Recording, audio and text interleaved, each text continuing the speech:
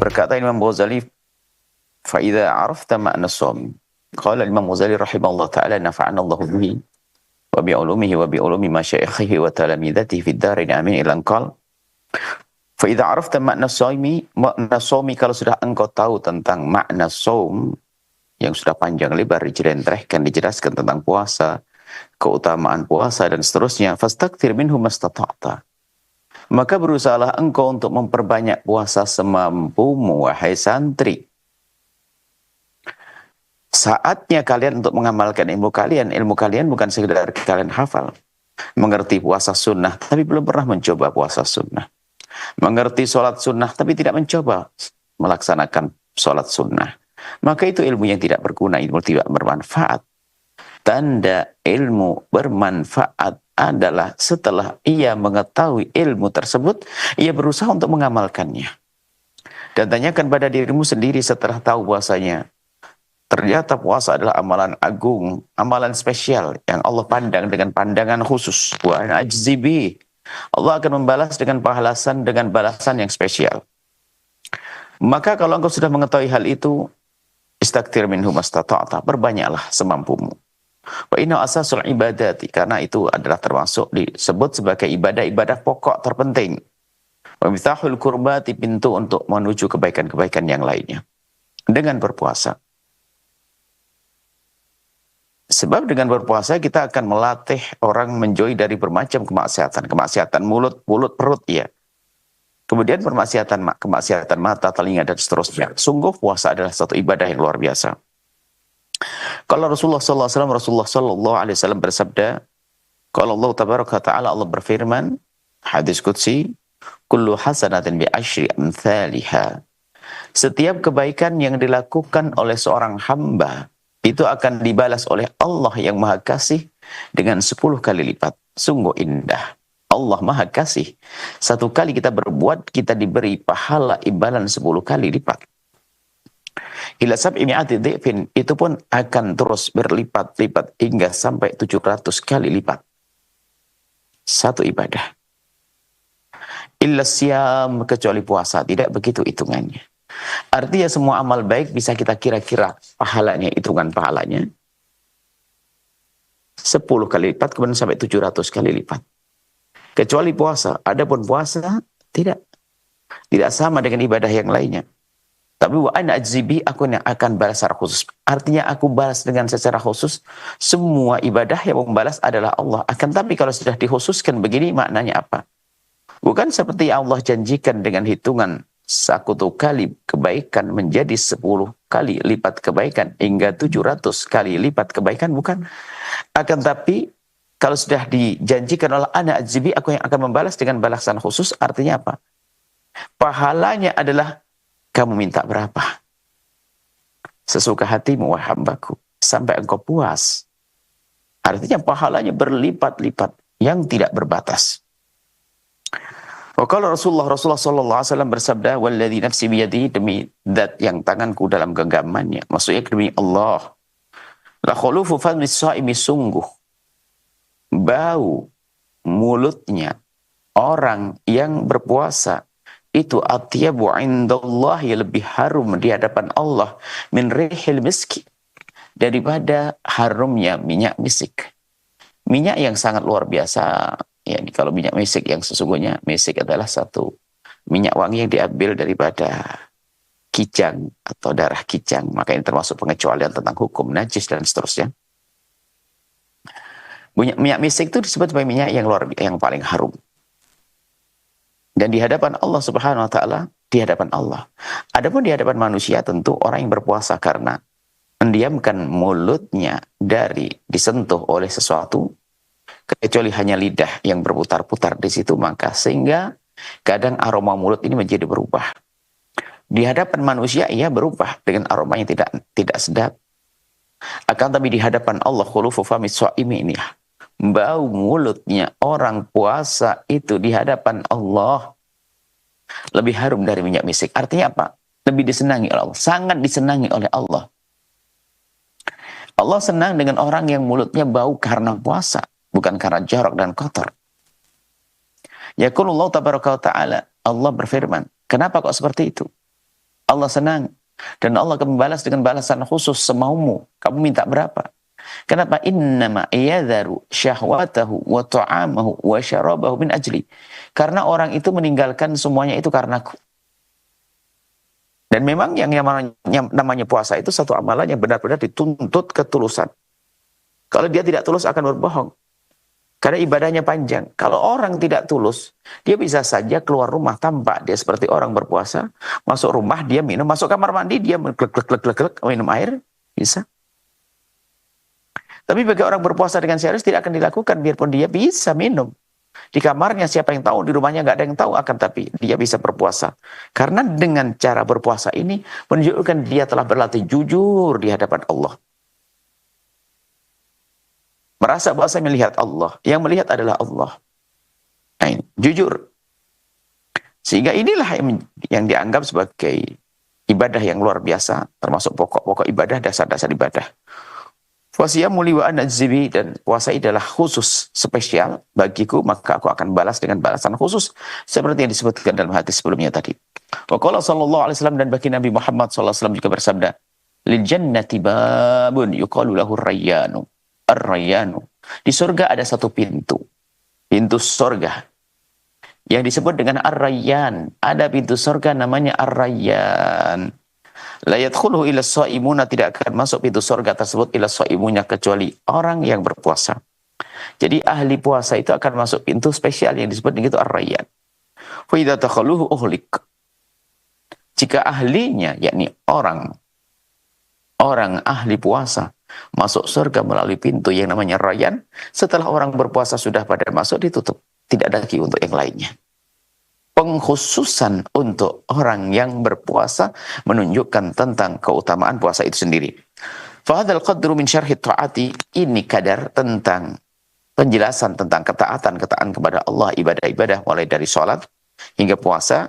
Yakfika fi bidayatil hidayati, cukuplah bagi pemula yang ingin mencari keridhaan Allah, menempuh jalan kemuliaan Allah Subhanahu wa taala, maka jangan sampai dengan bidayatul hidayah, sesuatu yang sangat dasar permulaan orang-orang yang mendapatkan hidayah.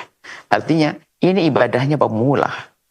Kalau ibadahnya pemula saja kita tidak mampu untuk mengamalkannya, bagaimana kita akan naik pangkat kepada jenjang selanjutnya? Maka kita bidayatul hidayah ini, kata Imam Ghazali, ini untuk menguji kalian, ibadah kalian, kedekatan kalian. Jika kalian dengan yang sedikit ini saja susah mengamalkan, bagaimana engkau akan mengamalkan yang lebih berat lagi? Ini disebut oleh Imam Ghazali dalam kitab bidayatul hidayah ini. Kemudian fa in ihtajta, jika engkau memerlukan ila zakati, kepada pembahasan tentang zakat, kan hanya tentang sholat kemudian puasa. Zakat mana? Awil haji mana?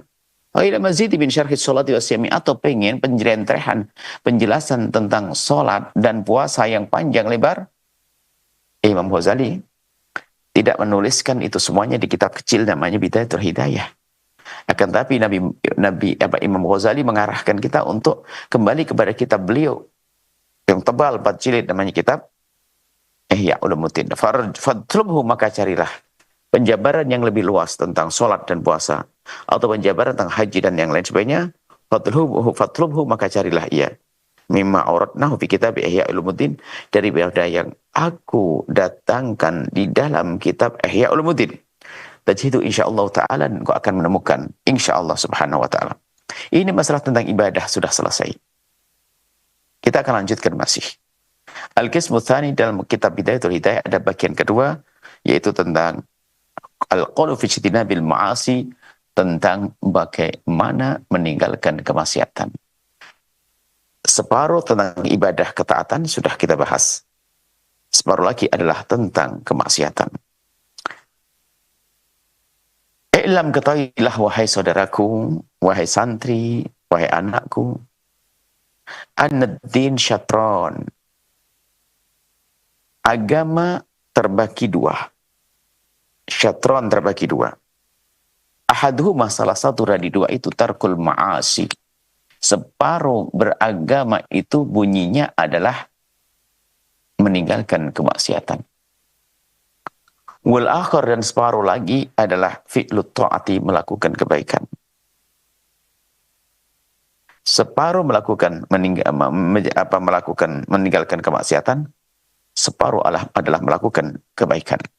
Wa tarkul manahi huwal asyaddu, dan ternyata meninggalkan kemaksiatan itu lebih berat dibanding melakukan ketaatan. Fatta'atu yakdiru 'alaiha kullu ahad. Adapun ketaatan, orang bisa mudah memaksakan melakukan ketaatan. Jadi lebih mudah melakukan ketaatan. Wa tarku syahwati la yaqdiru 'alaihi illa siddiqun. Adapun meninggalkan syahwat, keharaman tidak akan mampu kecuali orang yang benar-benar tulus dengan Allah Subhanahu wa taala. Lidzalika qala Rasulullah, oleh sebab itulah maka Rasulullah sallallahu alaihi wasallam bersabda, al-muhajiru, orang yang hijrah, adalah man hajara su. Orang yang meninggalkan kemaksiatan itu hijrah yang sesungguhnya. Hijrah yang berat sekali. Kalau hijrah dari tempat ke tempat bisa jadi kita menuju tempat yang kurang nyaman menjadi yang lebih nyaman. Akan tapi dalam meninggalkan kemaksiatan, dia akan keluar dari syahwat, dan syahwat itu disenangi oleh dirinya, hawa nafsunya, menuju kepada sesuatu yang tidak disenangi. Ini berat. Al-muhajiru man hajara su. Orang muhajir yang berhijrah itu adalah berhijrah meninggalkan ketidakbaikan. Berat. Wal mujahidu, adapun mujahid, orang yang jihad, adalah man jahada hawa. Orang yang berjihad memerang hawa nafsunya. Memerangi hawa nafsu yang mengajak kepada kemaksiatan. Inna nafsala ammaratun bisu'i. Hawa nafsu selalu mengajak kepada kehinaan, kekejian, dosa dan maksiat. Wa'lam, dan ketahuilah wahai saudaraku, annaka innama ta'sillaha ta'ala bijawarihik. Ketahuilah sesungguhnya di saat engkau bermaksiat, engkau harus sadar. Di saat kalian bermaksiat itu sesungguhnya kalian itu telah melakukan maksiat bijawarihika, dengan anggota tubuhmu. Apakah dengan hati maksiat, sesaat dengan mata, sesaat ngomong dengan mulut, sesaat dengan telinga mendengar yang tidak baik, sesaat dengan tangan, kaki melangkah, badan, semuanya. Orang bermaksiat itu adalah dengan anggota tubuhnya.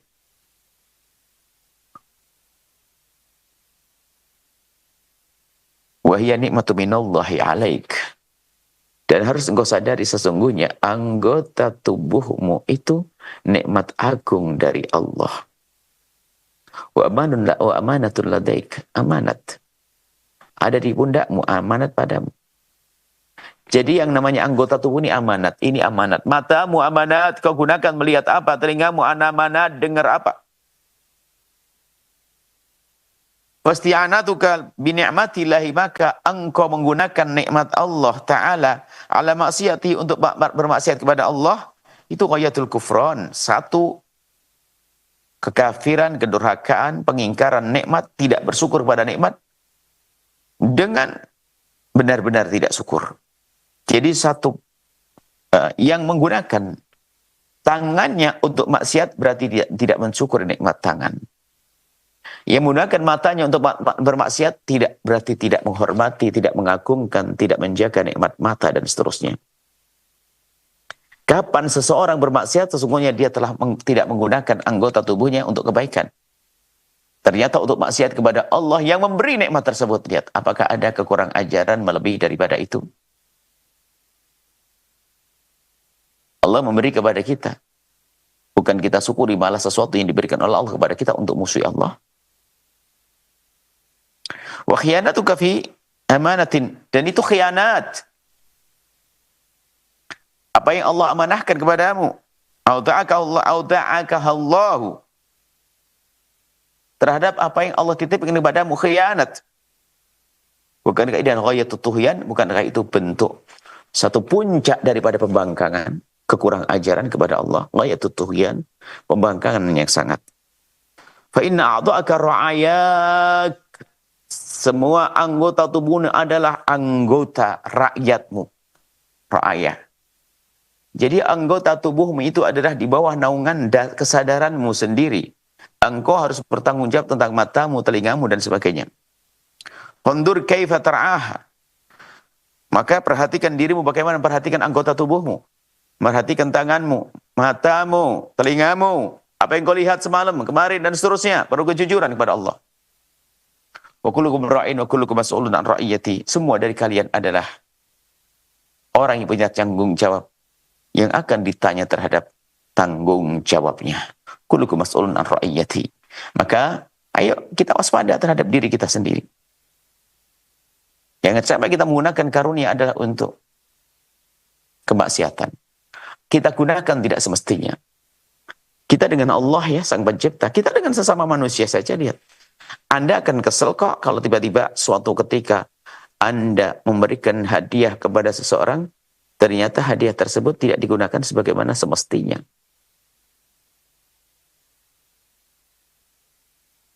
Apa saja deh contoh. Seseorang memberikan kepada Anda baju yang bagus. Maksudnya dia memberikan baju yang bagus untuk Anda adalah agar Anda pakai.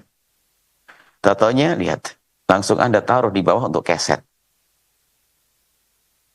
Alasannya kan sudah diberikan kepadaku. Di depan dia Anda menggunakan baju hadiah yang Anda berikan kepadanya, lalu dipakai keset, dipakai untuk lap kaki. Kira-kira perasaan Anda gimana? Dia akan berkata, aku memberi itu bukan untuk itu, biarpun tidak berani mengucapkannya. Aku memberi baju untuk dipakai, tapi kenapa harus pakai keset? Begitu juga dengan Allah, ini kan sesama manusia saja tidak elok, tidak pantas. Tidak indah. Bagaimana dengan Allah Sang Khalik? Ini manusia dengan manusia yang sesama. Kalau kita berikan hadiah kepada seorang lalu digunakan tidak sebagaimana mestinya, kita akan gelo, kita akan kecewa. Maksudnya ini bentuk kekurangan ajaran. Bagaimana kita dengan Allah Jalla Jalaluh, Allah Sang Pencipta.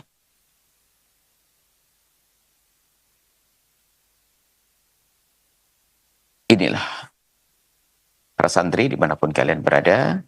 Insya Allah kita akan lanjutkan terus nanti untuk mencermati mata kita. Jangan sampai kita melihat yang haram.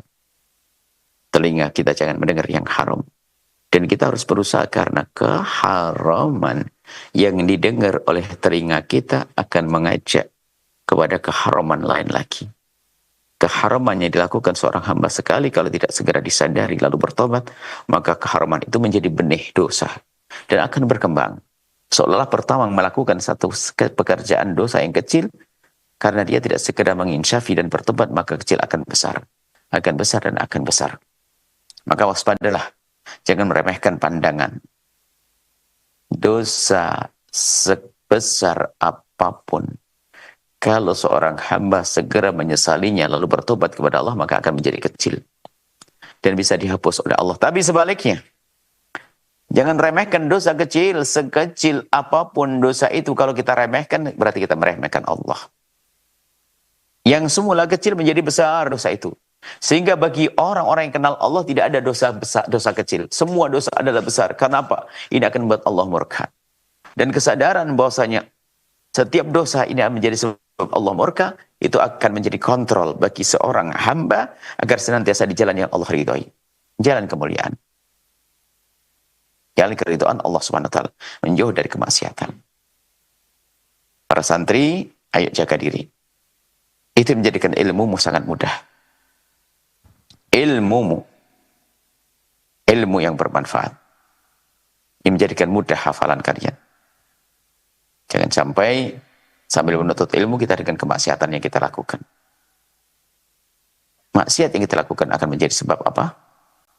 Ilmu kita hilang, tidak manfaat. Suatu ketika Imam Syafi'i ngadu kepada gurunya, "Sakautu ila waqi'in su'a hifdhi." Aku mengadu kepada guruku tentang jeleknya hafalanku. Warsyadani ila tarkil ma'asi. Kemudian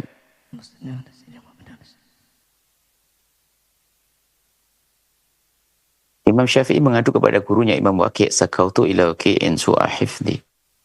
Aku mengadu kepada guruku tentang jeleknya hafalanku. Hafalan apa? Imam Syafi'i mengadu kepada gurunya yang Imam Syafi'i umur 7 tahun, 8 tahun sudah hafal Al-Quran, mengadu tentang hafalan otaknya. Umur 9 tahun sudah menghafal Muwatta, Imam Malik, Muwatta kitab tebal begitu. Lalu dikatakan Imam Malik susah hafalannya. Tentu bukan hafalan ini. Sakautu ila waqi'in su'a hifdhi. Aku mengadu kepada guruku Imam Waqi' tentang jeleknya hafalanku. Bukan hafalan-hafalan lafaz yang akan disimpan di otaknya. Akan tapi maknanya bisa lebih luas dari itu. Hafalan maksudnya apa? Ilmu yang ia dengar akan menjadi ilmu yang mudah diamalkannya. Sehingga ilmu yang mudah diamalkannya itu ilmu yang melekat pada dirinya. Dia akan selalu mengingatnya. Tidak bisa melupakannya. Banyak orang yang mengerti sholat sunnah, duha, sholat sunnah, tahajud, sholat sunnah. Ini ngerti sholat kemal, tapi tidak melakukannya. Kenapa? Dia tidak mengingat dengan anggota tubuhnya. Hanya dihafal di otaknya saja. Sehingga dia tidak merasakan sujud. Nah, tentunya dimaksud Imam Syafi'i ini, bagaimana agar ilmu yang telah beliau hafal ini akan menjadi ilmu yang bisa diingat oleh anggota tubuhnya. Sehingga anggota tubuhnya menjadi mudah untuk melakukan sholat, ibadah, dan seterusnya. Maka ini yang diadukan Imam Syafi'i kepada gurunya Imam Waqi'. Farsyadani ila tarkil ma'asi, kemudian guruku memberikan petunjuk kepadaku untuk meninggalkan kemaksiatan. Dengan menjauh dari kemaksiatan akan menjadikan ilmu yang kita dapat mudah untuk kita ingat di dalam kehidupan kita. Sehingga jalannya dengan ilmu, duduknya dengan ilmu, makannya dengan ilmu, semuanya dengan ilmu. Lianna ilma nurun wa nurullahi la yuhda lil 'asi. Ilmu adalah cahaya dari Allah dan cahaya Allah tidak diberikan kepada orang bermaksiat. Maka anak-anakku, ayo kita berusaha untuk meninggalkan kemaksiatan agar dibuka hati kita sehingga kita mudah mendapatkan ilmu yang manfaat, ilmu yang menghantarkan kita kepada kedekatan, kepada keridhaan Allah Subhanahu wa taala. Dan juga semoga Allah menjaga guru-guru kalian, pondok-pondok kalian, teman-teman kalian. Allah memberikan kepada kalian ilmu yang manfaat. Allah menjadikan kita hamba yang saling mencintai karena Allah Subhanahu wa taala. Dan juga salam ta'zim pada guru-guru kalian ya. Tolong salamkan kepada guru-gurumu ya. Semoga Allah menjaga jalinan kita sehingga tetap indah di dunia hingga kelak di surga. Panjang umur, sehat afiat dan kelak husnul khotimah.